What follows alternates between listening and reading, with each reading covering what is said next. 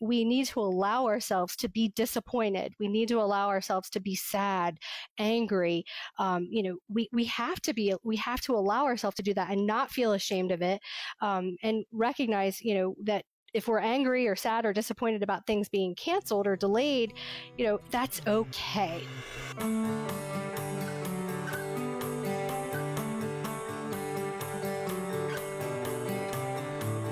Hi, this is Dan Baum, host of Redefine You. As promised, we're taking a departure from the episodes we originally scheduled for Season 2 so we can focus on what's happening right now, responding to the coronavirus.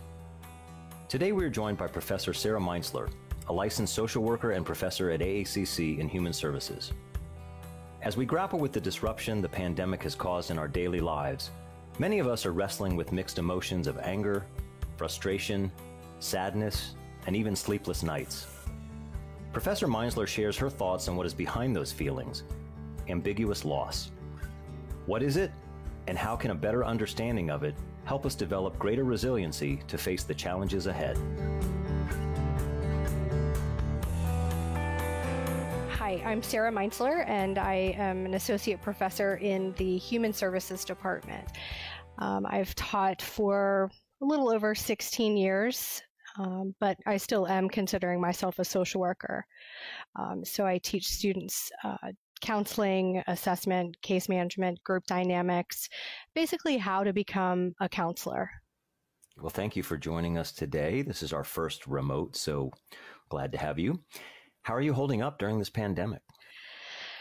Well, it's been interesting. I'm just taking it day by day. It's a new normal, I guess, if you want to call it that. I've holed up with 3 kids and a dog. My husband is in healthcare, so he is essential and he is working. Wow. So trying to find this, navigate this with 3 kids, 16, 14, and 10, and also preparing my courses to go from face-to-face to online. It's just day by day. Sounds like a lot.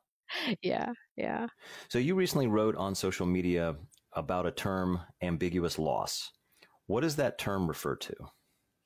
So ambiguous loss, it's a loss that's just not clear.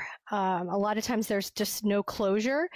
It's a situation or a problem that really doesn't have an answer, and there's just no resolution to it.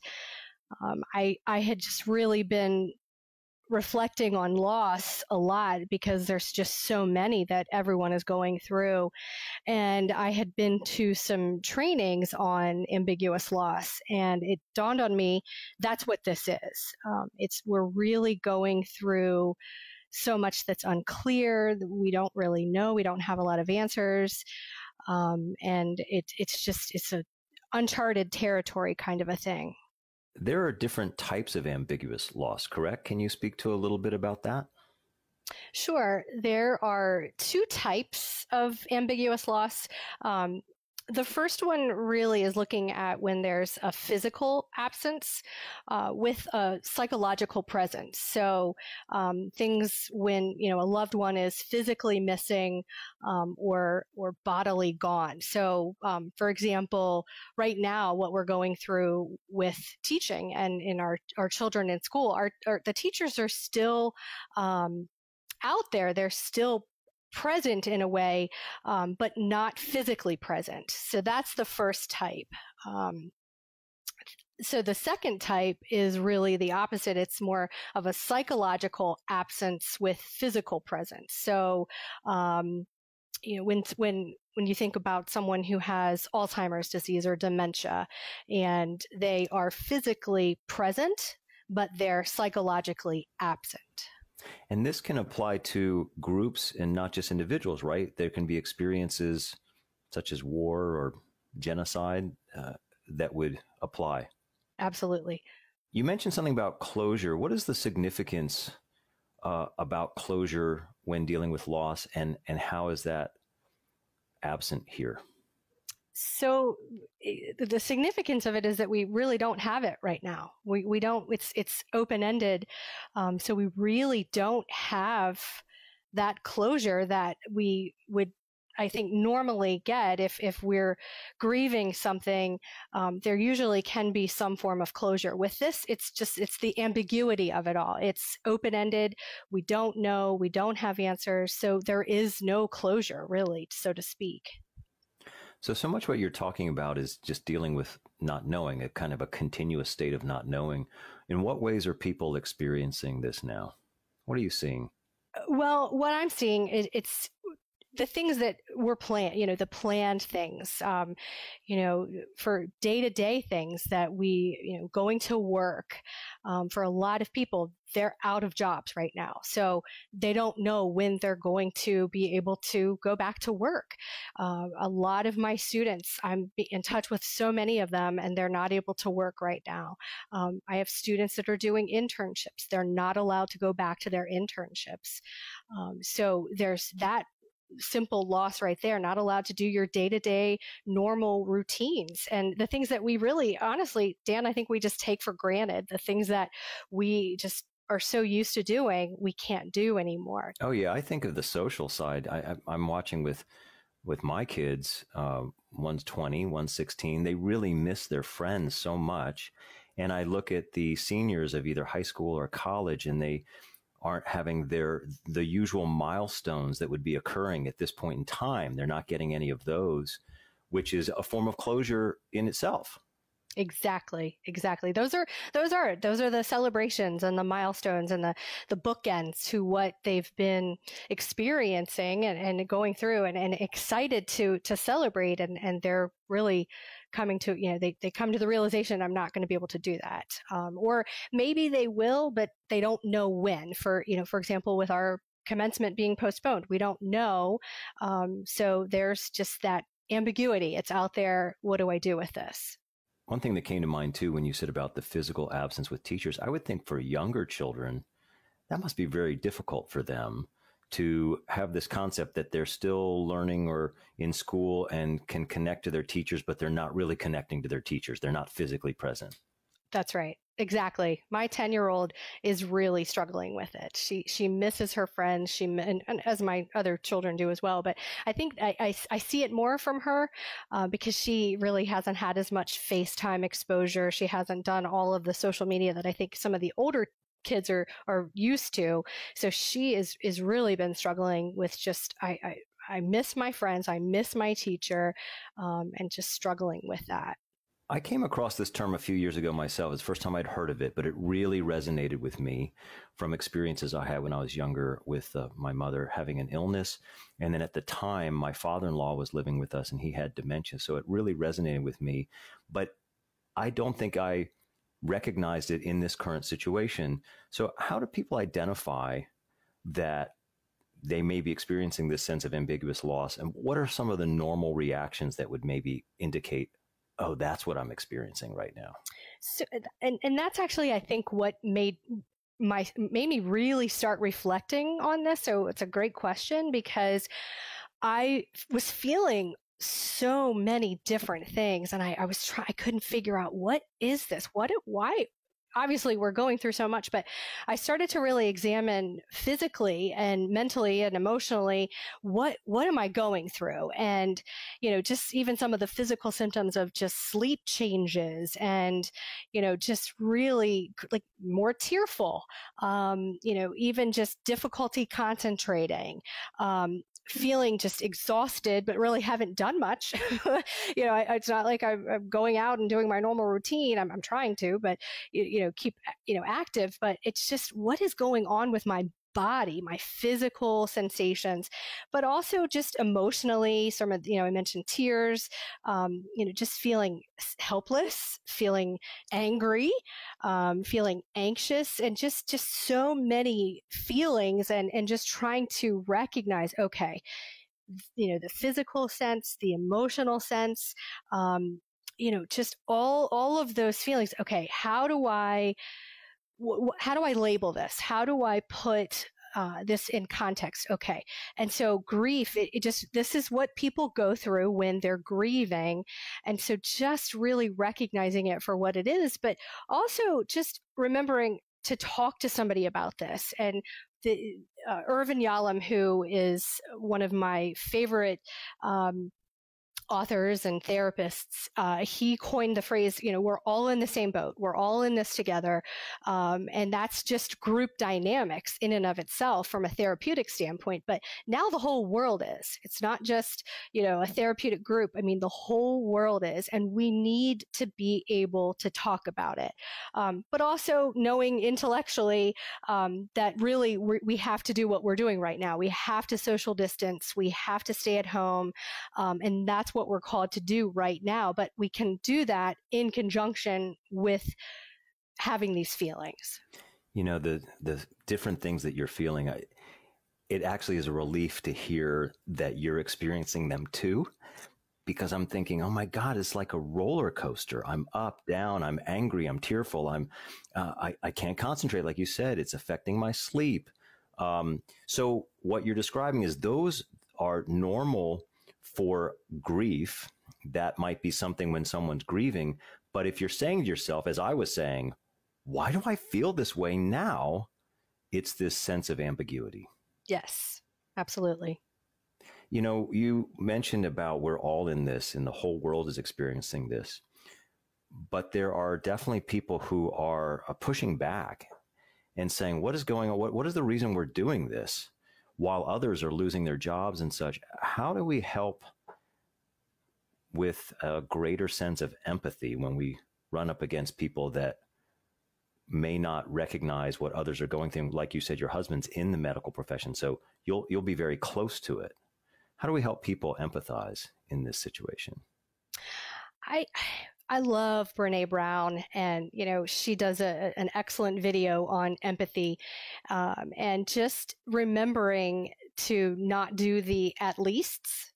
And I think just saying, well, at least you have a job, at least you have a house, at least you have this. I think that really, when it comes to empathy, we just need to be with people, and obviously we physically can't be with people, but reaching out, connecting through phone calls, Zoom, just staying and being with people and not isolating, and just allowing people to share their thoughts, their feelings with the anger, the depression, the anxiety, anything that they're going through. It's really important to just be able to hear people and to let people know that you are there for them. When you posted this, how did it resonate? What are you hearing from people in response? I'm not alone, and they're just appreciation. We have our program, actually, our human services and addiction counseling. We have a Facebook group, and I posted it there, and a lot of comments. Just thank you so much. I just really appreciate this. This is exactly what I'm feeling. People sharing it, just reaching out to me privately that they're feeling the same way. They're feeling this loss. They're feeling, and just they're not alone. Well, just like recognizing that we're in this together in the experience, just recognizing that we're experiencing the same kind of thing can be a relief in and of itself. Absolutely. I certainly feel that way just in our discussion. I'm hoping in your analysis that there's some advice that comes with it. What is the advice or response when dealing with ambiguous loss? So I can't take credit for this. Pauline Boss is the brains behind this, and she really came up with 6 guidelines, so to speak. And one is finding meaning, and we really have to sort of look at the meaning behind all of this, and kind of understanding the losses, recognizing what they are, but also finding meaning and even traditions that we can establish that might be different from what our expectations were. So that's one way that she suggests that we build resiliency. Another that she talks about is adjusting mastery. So obviously, we look at the things that we can control, and we look at the things that we cannot control. And I think that is really important for us to do right now, especially if for those of us that suffer from anxiety. There are a lot of things that we can control, and that is our mindset and just how we view things. And there's a lot of things we can't control. We don't know when we're going to go back to work. We don't know when, stores are going to reopen. We don't know these things. So really just looking at and accepting what we can control and what we can't control. So that's the second thing. Okay. She also talks about reconstructing identity. Reconstructing identity? Reconstructing identity. So she really probably meant to say redefining yourself is probably what she Well, there you go. Exactly. So yeah, reconstructing, it could be, so an example that came to mind when I was looking at this, for me, I teach my classes face to face. So really, I identify myself as a professor who teaches in the classroom face to face. So I am reconstructing my identity to now becoming an online instructor. Now I do teach online, mind you, but moving a class like group dynamics, which is one of my favorite classes to teach because I engage with my students. We're doing group activities. Moving that online it's been a challenge, and it's one of those things that wakes me up at 3:17 at night, multiple nights a week. But really, it's any identity that we have, and if that identity is impacted by this pandemic, we have to take the time and really reflect on that and be able to reconstruct whatever it is, whatever kind of right now is our new normal. So that's one way that we can also build resilience. Mm-hmm. Another is just normalizing ambivalence. Just understanding that again, we've already kind of established this, but just understanding that our feelings are okay, and just they're okay in context with what we're going through in this environment that we're all living in now. Even if they're a crazy range of that's okay. Yeah, that's right. Even, just norm. Yeah. I mean, this is the new norm for right now. And so normalizing the ambivalence of, okay, but, we are going to get through this. And, I think one therapist said, I can stand not knowing. I can do this. Mm-hmm. And I think just remembering that, and just telling yourself that I can do this. So that's just another way to build resilience through this. Another way she talked about is just revised attachment. Just kind of coming to grips with the new dynamics, celebrating what we're going through. I mean, finding ways to just celebrate the little things. And then also taking the time to mourn the changes that we're going through. And we have to recognize it as mourning. I mean, this is hard. This is hard stuff that we are all dealing with. Yeah, I think, like I said, when I think about those seniors who are missing out, giving them an opportunity to essentially grieve. Yes. Absolutely. Well, and even, the seniors in high school, but even, right now, one of my students comes to mind, and she has worked so hard. She's a single mom with 2 kids, and, she has looked forward to graduation for so long. Sure. And she's just like, I've worked so hard for this. I just want to get across that stage. And, I'm telling her it's going to happen. We're going to get you across some stage. And even if we have to construct a stage and it's just human services students and faculty, we're going to do something. We're going to find a way to celebrate. Oh, yeah. My daughter, who's a junior in high school, who didn't get to perform in the play, yes, the musical that she was in, we just did a reading at home with the 4 of us at home, which was goofy and I'm sure terrible to anyone watching it from the outside if they were forced to do that. But it was very entertaining for us. I love that. But think of the memory you made. I mean, that is definitely, that is something she'll never forget. And someday she'll tell her children and her grandchildren that you all did that. And so, these are certainly things that we don't expect that we're going to be telling our grandchildren or children, our children's children or whatever. But, this is where we are right now. And that, it's hard as that was, you still made a new memory and you still forged a new path, which to me, I mean, that brings me joy that you did that. So I love that. Well, that makes me wonder where the opportunities are in this moment. I know it seems so hard at this point as we're all wrestling with this sense of loss. Where are the opportunities? What are the opportunities? Great question. And, you know, some days I wonder that, but I think I just really think just holding out hope. And that's really actually her sixth way. Just finding hope despite living with the uncertainty. And really just looking at our strengths. And if that strength for some people that just are struggling to even get out of bed, you got out of bed today. That's a strength. You brushed your teeth today, because there are some people that are really struggling and they don't even want to get out of bed. To those that are in healthcare, we need to celebrate them. I mean, we need to celebrate the truck drivers. We need to, and just be grateful for what we do have. And sure, those who are restocking the grocery store, I'm very thankful for them.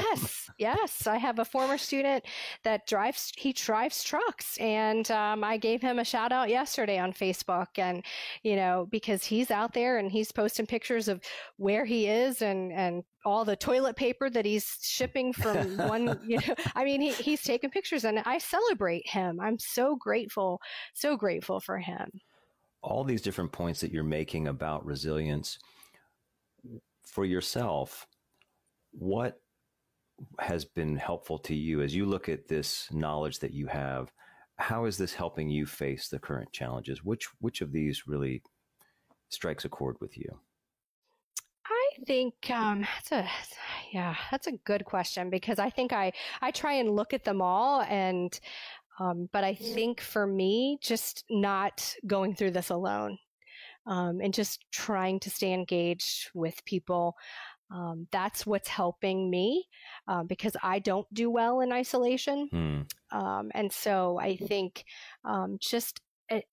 and also, Dan, I'll be honest with you, finding ways to laugh. That's not even on not anything I've mentioned before, but just finding ways to laugh. And, if it's a silly meme that's out there, just laughing and just trying to enjoy each day and each hour sometimes for what it is.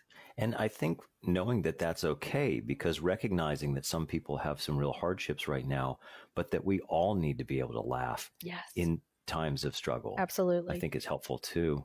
So we learned in our first season that we experience these lightning strike moments when the outside world forces us to change, which is clearly happening now. How do you think we're redefining ourselves in these times? It's early in the process, but if you were to reflect on that, how do you think we're redefining ourselves collectively in these times? I think we're really looking at finding that meaning of what's really important. What is really important? And, we've had so many things stripped away. If you think about all the things that people look to, and, really it's just, what is important? What is it from in your day-to-day life when so many things have been stripped away? I think we will, I know personally, I have thought about this, and just, I know family, faith, it's really reflecting on that for me, is just finding out what's important.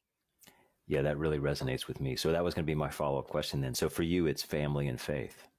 Absolutely. So how do you think you're redefining yourself? Well, I think just giving myself more grace, just not being so hard on myself, and just recognizing that I'm going to get through this, that we're all going to get through this. The advice I'm telling my students, taking that advice to heart, that you're going to get through this. I'm going to get through this. Just taking it one day at a time, but also taking the time for me, to really examine myself, examine the emotions and the grief, but also finding joy. I don't know. That's just what I keep thinking of. Just finding joy in the littlest things. Well, thank you, Sara, so much for taking the time to speak with me. I know you're extremely busy right now. You got a lot going on, but we can do this. And I think talking to you has really helped me recognize what I'm experiencing, what I'm seeing others experience, and has given me confidence. Yeah, we can do this. Yes, we can.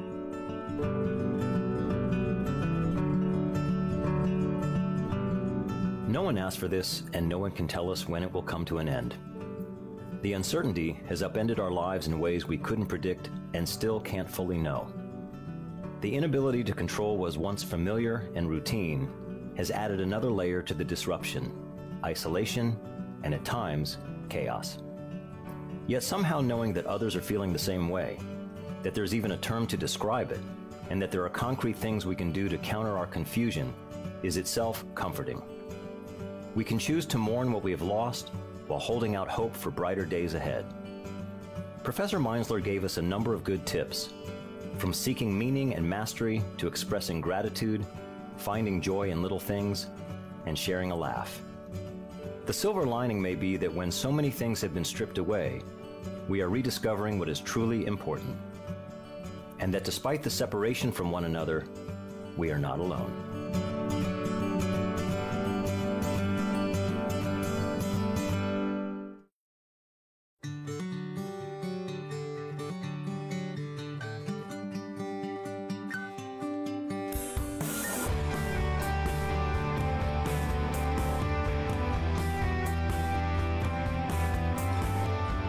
Redefine You is a production of Arundel Community College.